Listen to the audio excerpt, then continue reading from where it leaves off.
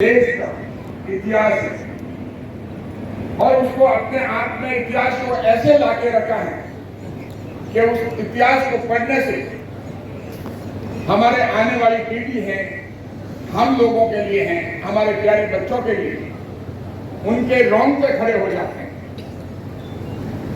इतनी हिम्मत करने का जब मैं देखता हूँ महाराष्ट्र जो मुझे भी पुस्तकें दी पढ़ने के लिए, वो ऐसी पुस्तकें हैं जो इतिहास में दबा के रखी गई थी। इतिहास को दबा के रखा गया था कि बाहर नहीं आए, लेकिन महाराज जी जिस हिसाब से देश के उत्थान के लिए, हमारे आने वाली पीढ़ी के लिए जो काम कर रहे हैं वो बहुत ही अपने आप में अद्भुत है। पूज्य महाराज जी केवल एक संत नहीं बल्कि अध्यात्म, सेवा, संस्कार और लोक कल्याण के ऐसे प्रेरणा स्रोत हैं जिनकी वाणी और जीवन दोनों समाज को सकारात्मक शिक्षा प्रदान करते हैं और दिशा प्रदान करते हैं।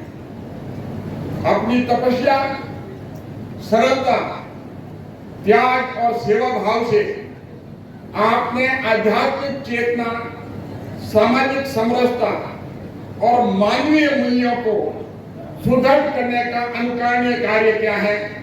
आपके मार्गदर्शन में बिराई ट्रस्ट शिक्षा, संस्कार, सेवा और जन कल्याण के क्षेत्र में उल्लेखनीय योगदान दे रहा है। आपका जीवन हमें यह संदेश देता है कि सच्चा धर्म केवल पूजा अर्चना तक सीमित नहीं होता, बल्कि मानवता की सेवा, समाज के उत्थान, लोक मंगल के समर्पित जीवन जीने में निहित है।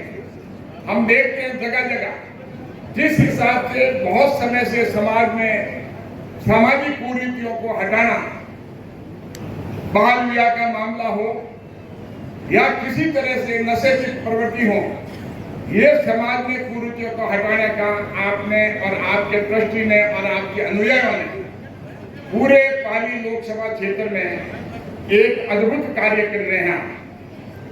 आज बिराई की पावन धरा पर हम एक ऐसे ऐतिहासिक अवसर के साक्षी बने हैं जिसका आधार हमारी भारतीय संस्कृति, सनातन जीवन मूल्य और राष्ट्र निर्माण की भावना है। भारतीय सनातन पुनरुत्थान भवन का ये लोकार्पण केवल एक भवन का उद्घाटन नहीं, बल्कि भारतीय संस्कृति, संस्कार और सनातन चेतना के पुनर्जागरण का एक महत्वपूर्ण अध्याय है। हमारी गौरवशाली सनातन संस्कृति ने सदैव विश्व को अनुकरणीय एक संदेश दिया है। हम हमेशा वसुधैव कुटुम्बकम और सर्वे भवन्तु सुखिनः का संदेश दिया है। आज पूरा विश्व जो कि इस बात से उसको संज्ञान में है और इस बात को प्रधानमंत्री मोदी भी पूरे विश्व में इस संदेश को, हमारी सनातन संस्कृति को फैलाने का काम भी कर रहे हैं। वर्तमान समय में जब नई पीढ़ी को अपनी जड़ों, अपने संस्कारों, अपनी सांस्कृतिक विरासत से जोड़ने की आवश्यकता पहले से अधिक है और साथ में ये भी कहना चाहूंगा कि जिस तरह से काम महाराज जी कर रहे हैं, हमारे नई पीढ़ी के लिए एक प्रेरणादायी, एक प्रेरणा का केंद्र ये भवन बनेगा। और मैंने देखा है कि महाराज जी आप जो आध्यात्म की बात पहुंचा रहे हैं आम जन तक, हमारे देश पे हजारों साल तक मुगलों का और अंग्रेजों का राज रहा। हमारी अगर हम देखें हमारी शिक्षा, हमारी कृषि और हमारी आर्थिक व्यवस्था, वो भले ही उन्होंने खत्म करने का प्रयास किया हो, लेकिन एक चीज वो अंग्रेज और मुगल खत्म नहीं कर पाए, वो हमारी संस्कृति, हमारे संस्कार, हमारे आध्यात्म। और इसका कारण है हमारे गुरुओं का, हमारे संतों का और हमारे सुंदरदास जी महाराज जैसे संत हैं जो आगे से आगे आध्यात्म को लेकर के पहुंचते हैं। यही कारण है कि विश्व में एक भारत की संस्कृति ऐसी है जिसको हमारे आध्यात्म को आज भी खत्म नहीं कर पाया।